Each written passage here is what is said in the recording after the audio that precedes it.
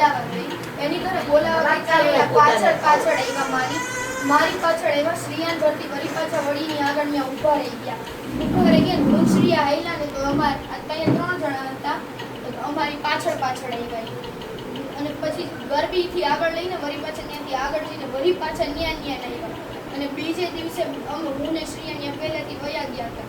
તો અહીંયા 2 જણા આ 2 જણા ત્યાં પેલા આગળ ગયા, વળી પાછા આવીને ટ્રક છે ને ત્યાં ઊભા રહી ગયા. અને બેઠી હતી ને ત્યાં ઊભા રહી ગયા અને સીધા ફોટા મળે. આ પિંક શર્ટ પહેર્યો ને એને જ ફોટા પાડ્યા છે મારું. પિંક શર્ટ વાળાનો ફોટો પાડો. કેટલા દિવસથી આ વસ્તુ હાલે? આજે ચોથો દિવસ તો મંગળવારના અમારી પાછળ પડ્યા છે. મંગળવારે તે ફોટા પાડવા એક મિનિટ પહેલા દીકરીને બોલ લેવા. અને બીજે દિવસે હતા ને એટલે હું થોડીક વાર ઊભી પણ ઈ ન ગયા. એ તરત ફોટા જ પાડ્યા રાખ્યા અમારા ફોટા પાડ્યા રાખ્યા. એટલે અમે ઊભા થઈને આના મમ્મી આગળ બેસી ગયા.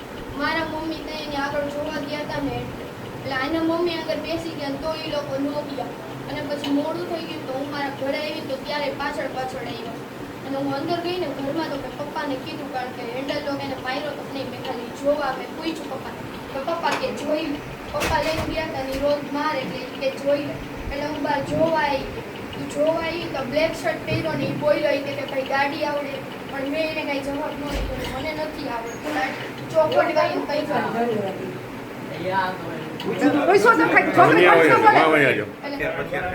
છોકરી ખોટું ન બોલે. છોકરી હાચી ક્યાં બોલો?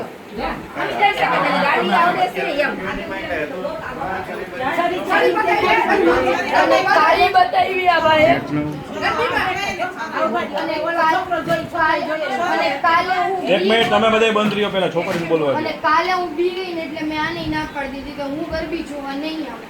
અને હું મારા ફળિયામાં થોડી વાર હજી બેસવા નીકળી હતી અને થોડીક વાર ફોન જોવા બેઠી ફળિયામાં. તો આ પેલા અહીંયાથી આ મેઇન રોડ છે ને ત્યાંથી આ 2 જણા આવ્યા. આગળ ગયા ને થોડીક વાર આ બધા અહીંયા ગરબી થાય છે ત્યાં ઊભા રહ્યા. અને ત્યાંથી અને આને પૂછ્યું, આ પિંક શર્ટ પહેર્યો ટ્રક ત્યાં પડ્યો છે એની માથે ચડીને ચાકુ કાઢ્યું, સિગરેટ પીવે છે, દારૂ પીવે છે. આને એને રિક્ષરનું ચાકુ કાઢ્યું એ જોયું. બટાકા બોલતા હતા ત્યારે આપણે છોડી ગઈ. રાબાને એમ કીધું કે સમજી રાખજે બાકી મારે અને ત્યાં જેટલી છોકરીઓ ગરબીમાં હતી એ બધી